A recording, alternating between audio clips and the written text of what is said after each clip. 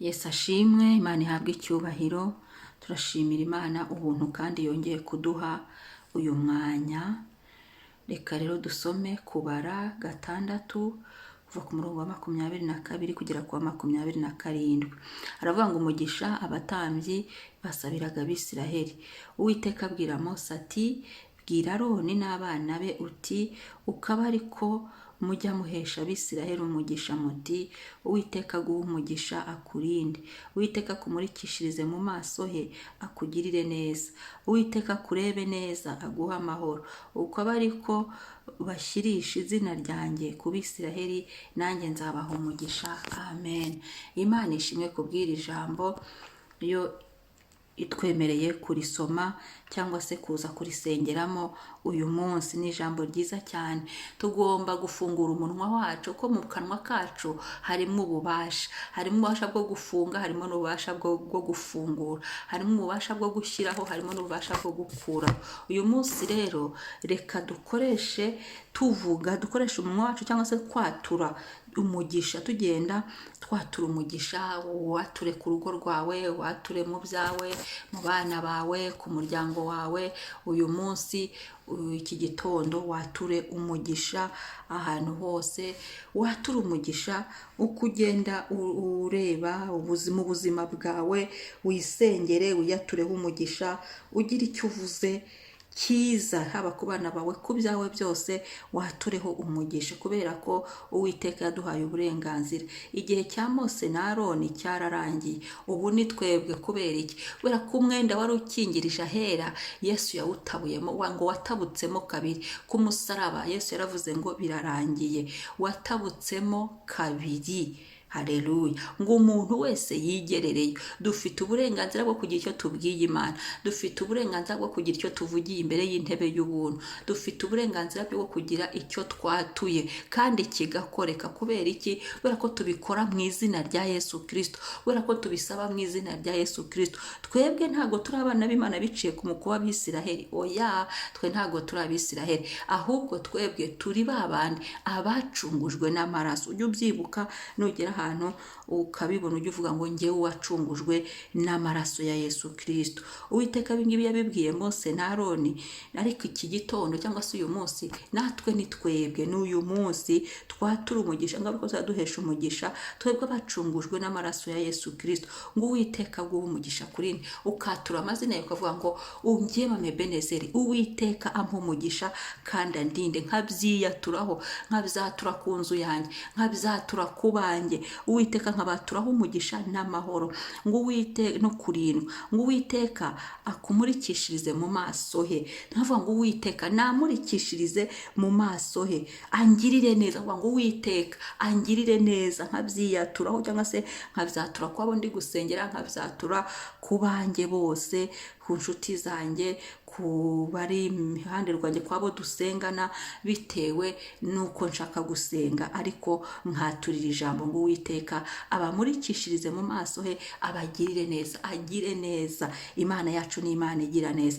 Ngo Uwiteka akurebe neza aguha amahoro, Uwiteka abarebe neza abaha amahoro, Uwiteka abarebe neza abishimire, Uwiteka abarebe neza abakebuke, Uwiteka abarebe neza abaha amahoro. Imana niyo yonyine itanga amahoro, nta wundi waguha amahoro, nta kindi cyaguha amahoro, nta handi twakura amahoro uretse muri Yesu Kristo, mu Mana Data wa twese.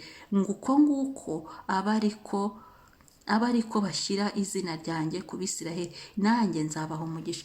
Natwe aba ariko dushyira aya magambo kuri tuyishyiraho, twebwe abacungujwe n'amaraso ya Yesu Kristo, Uwiteka azaduha umugisha, Uwiteka araduha umugisha, Uwiteka arabisohoza, kuko iri ni ijambo rye, ntiyivuguruza ku ijambo rye.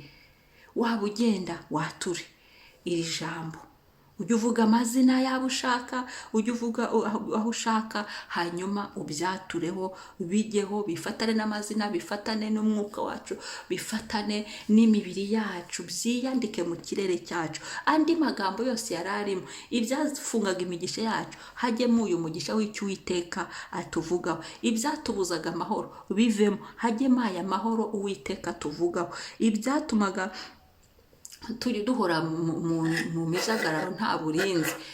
Uwiteka bikureho, ahubwo hasohozwe uburinzi buturutse mu ijuru. Ibyatumaga umugisha wacu ubura cyangwa se duca mu myanya y'intoki, Uwiteka we icyo yavuze aracyubahiriza. Iri ni ijambo rye rirasohozwa mu izina rye, kuko ari we ubikora.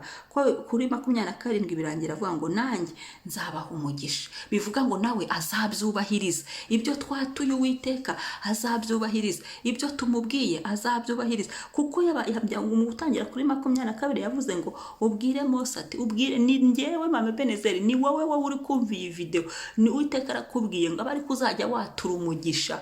Gira abo waturaho umugisha, gira abo waturaho uyu mugisha, gira abo ufungura umuntu ubasengereho uyu mugisha, uwuproclame mu izina rya Yesu. Dushimiye Imana.